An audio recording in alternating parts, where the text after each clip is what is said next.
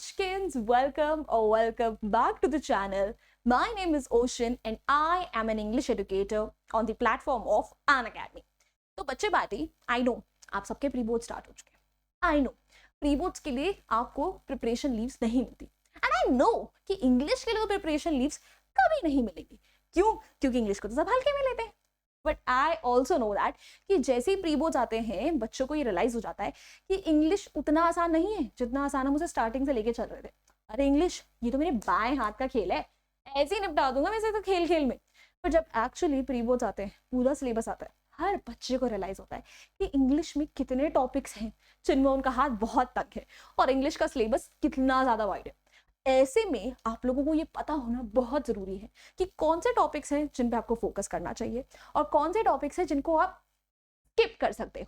तो आपके सिलेबस को रिड्यूस से और रिड्यूस करने के लिए आज मैं एज अ टीचर ऐसे टॉपिक्स लेकर आई हूं. ठीक है, 5 टॉपिक्स जिन्हें आपको स्किप करना है और 5 ऐसे टॉपिक्स जिन्हें आपको बिल्कुल स्किप नहीं करना है बिकॉज वो आपके एग्जाम्स में डेफिनेटली आने वाले हैं. So if you are also one of those students जिसको ये सारे के सारे टॉपिक्स जानने हैं एंड मेक श्योर करना है कि प्री बोर्ड्स के टाइम पे आप अपना सारा फोकस उन टॉपिक्स पे ना लगाओ जहां से क्वेश्चंस आने ही नहीं है यार, तो प्लीज इस वीडियो को जरूर एंड तक देखना एंड जल्दी से वीडियो को लाइक कर दीजिए and do not forget to subscribe to our channel as well. So बच्चा बाड़ी, मूविंग अहेड, सबसे पहले let's talk about the topics जो कि आपको डेफिनेटली स्किप करने हैं. And before I start them please अपने हाथ में कॉपी पेन रख लो. सब कुछ नोट करना पड़ेगा या एटलीस्ट स्क्रीनशॉट लेके रख लेना. देखो तुम लोगों के सामने मैंने इतनी सारी इंफॉर्मेशन रख दी है. अब इस इंफॉर्मेशन को अगर तुम यूटिलाइज ना करो तो गलती तुम्हारी है. भाई मैं गधे को कुएं तक लेकर आ सकती हूँ, अब गधे को कुएं से पानी तो नहीं पिलवा सकती. पानी रख दूंगी ना उसके सामने, पानी तो उसे खुद ही पीना पड़ेगा. तो गधों मैंने तुम्हारे सामने रख दिया है, पानी पी लो. Now let's see all those topics. So भाई 5 टॉपिक्स जो आपको स्किप करने हैं वो ये रहे. सबसे पहले डिटर्मिनर्स. क्यों? क्योंकि आपको पता है कि जो आपका ग्रामर है उसमें 12 क्वेश्चन आते हैं और 12 में से करने होते हैं 10. डिटर्मिनर एक ऐसा टॉपिक है जो हार्डली 1 मार्क्स का, ट्रस्ट मी हार्डली 1 मार्क्स का होता है. और ये मुझे इसलिए पता है क्योंकि सीबीएसई के ना कितने सालों के ग्रामर के क्वेश्चंस जो हैं मैंने बहुत ध्यान से एनालाइज करे हैं. और ग्रामर को सीबीएसई बहुत हल्के में, नहीं सॉरी, डिटर्मिनर्स को सीबीएसई बहुत हल्के में लेता है. तो 1 मार्क्स के लिए इतनी जद्दोजहद मेहनत मत करना. ठीक है, दिस इज वन टॉपिक जो आप ग्रामर में आराम से स्किप कर सकते हो. ठीक है, और आपके मार्क्स भी नहीं कटेंगे क्योंकि 12 में से करने तो 10 है. एक क्वेश्चन हट भी गया तो कोई नहीं, 11 में से 10 कर लेना. Topic number 2, the book that saved the earth. ये एक ऐसा टॉपिक है जिसे बोर्ड्स भी सीरियस नहीं लेता.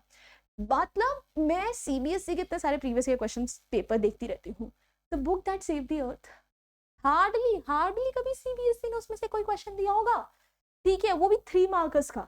इस साल के सैंपल पेपर में जरूर मुझे यहाँ से 3 मार्क का क्वेश्चन दिखा है, बट आई डोंट थिंक कि आपके बोर्ड्स में भी आ सकता है.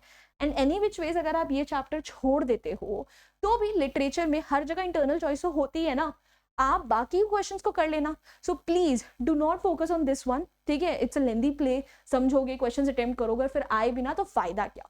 सिमिलरली जो प्रपोजल है वो चैप्टर भी इतना इंपॉर्टेंट नहीं है. If you want you can skip that as well, but proposal में नटल्या का कैरेक्टर स्केच करके जाना बिकॉज वहां से क्वेश्चन पूछे जा सकते हैं. Now, number 3, literary devices. Now, literary devices is one of those topics जिसमें बच्चों को बहुत प्रॉब्लम आती है. लाइक कुछ बच्चों को कुछ ज़्यादा ही प्रॉब्लम आती है और साल के एंड तक वो मेरे पीछे पड़े रहते हैं कि मैम लिटरेरी डिवाइसेस पढ़ा दो, लिटरेरी डिवाइसेस पढ़ा दो. अगर मुझसे कोई ईयर एंड में बोलता है ना मैम लिटरेरी डिवाइसेस पढ़ा दो, मेरा सीधा साफ जवाब यही होता है, बेटा स्किप कर दो. क्योंकि लिटरेरी डिवाइसेस से हार्डली 1 मार्क्स का क्वेश्चन आएगा. उस 1 मार्क्स के क्वेश्चन के लिए क्यों अपना दिमाग इतना खराब कर रहे हो? बाकी जो 79 मार्क्स का पेपर है उस पर फोकस करो ना. Pre boards is not the time जब तुम उन टॉपिक से फोकस करो जो तुम्हें नहीं आते या जो तुम्हें डिफिकल्ट लगते.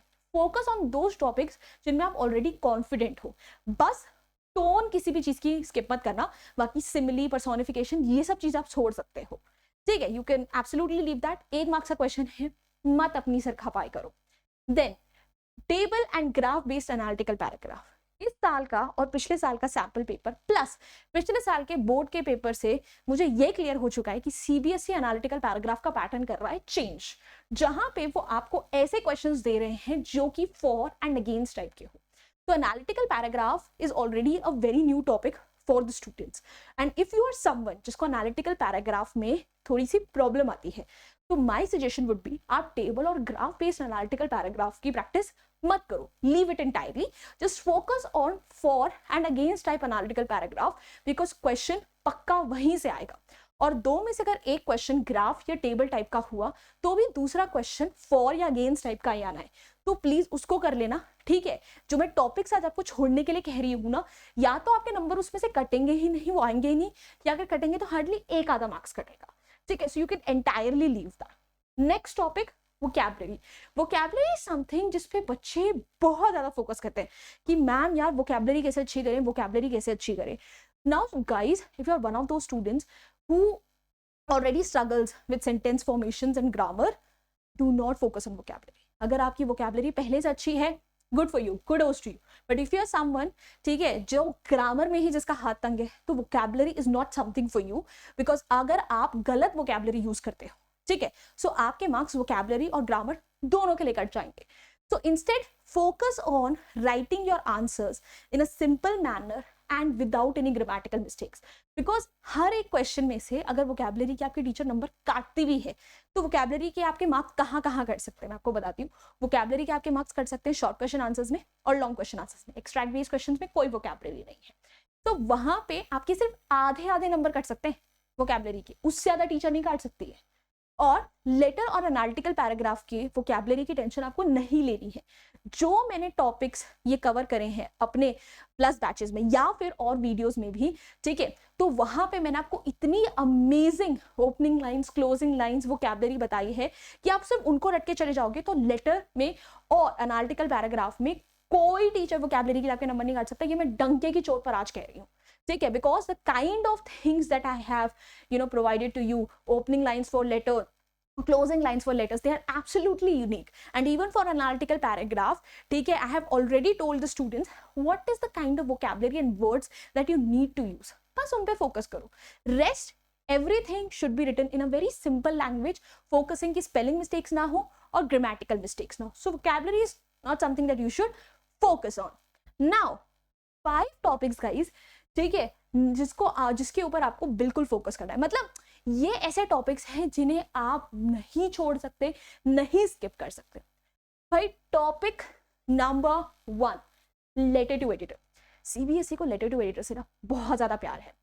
मैंने पिछले साल के बोर्ड्स के पेपर देखे, लाइक हर सेट में दोनों क्वेश्चन या तो लेटर टू एडिटर से है या एटलीस्ट एक क्वेश्चन लेटर टू एडिटर से है। और सैंपल पेपर्स में भी सेम चीज होती है, एक ना एक क्वेश्चन लेटर टू एडिटर का जरूर होता है।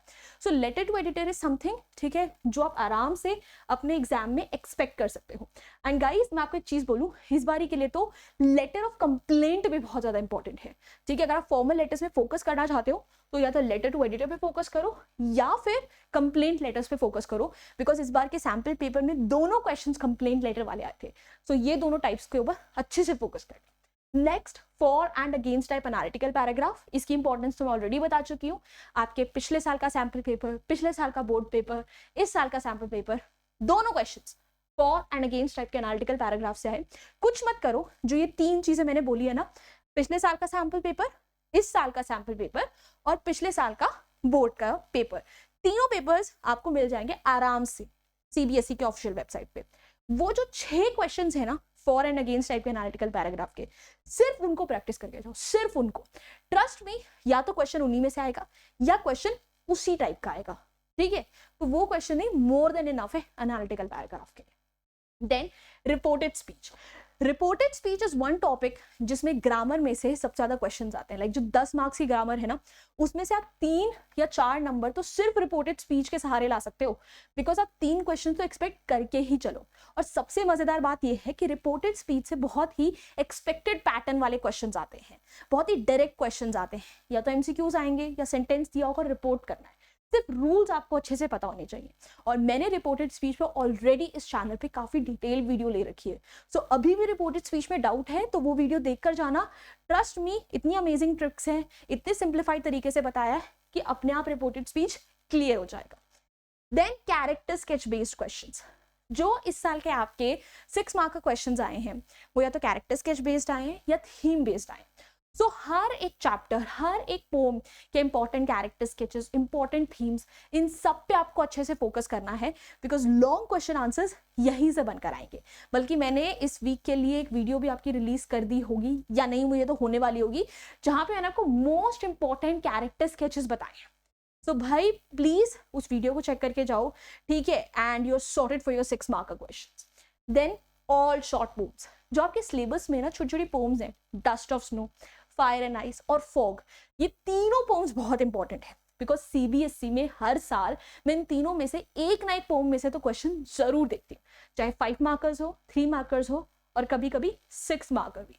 सो इन तीनों पोम को सबसे अच्छे तरीके से करके जाना, एक तो बहुत आसान है करनी, बहुत एक्सपेक्टेड टाइप के क्वेश्चंस आते हैं, तो प्लीज इनको बिल्कुल स्किप मत करना। आपको हो सकता है 90% चांस यही है कि एक ना एक एक्सट्रैक्ट बेस्ड क्वेश्चन वहीं से आए। एंड भाई that's it from my and, ठीक है। सो बच्चा पार्टी, आई होप आप लोगों को ये वीडियो मजेदार लगी हो, और अगर आपको ऐसी और भी फ्री वीडियोस देखनी है ना, तो कुछ मत करो, जाओ ओशन मैम को अनअकैडमी पे फॉलो कर लो, बिकॉज एप्लीकेशन पे भी हम आपकी इतनी सारी फ्री ऑफ कॉस्ट वीडियोस बनाते हैं, स्पेशल क्लासेस लेते हैं, कि वहाँ पे तो आप नोट्स डाउनलोड कर सकते हो, अपने डाउट्स पूछ सकते हो। तो प्लीज अभी के अभी जाके मुझे फॉलो कर लो अगर नहीं किया है। And yup, that's it from my end. I hope you enjoyed this video. I hope you found it helpful. And if you did, जल्दी से जाओ वीडियो को लाइक करो, चैनल को सब्सक्राइब करो, मेक श्योर कि आप इस वीडियो को जितना हो सके उतना शेयर करो। And yup, I'll see you next time. Until then, bye bye, hasta la vista. फिर मिलेंगे पढ़ते पढ़ते।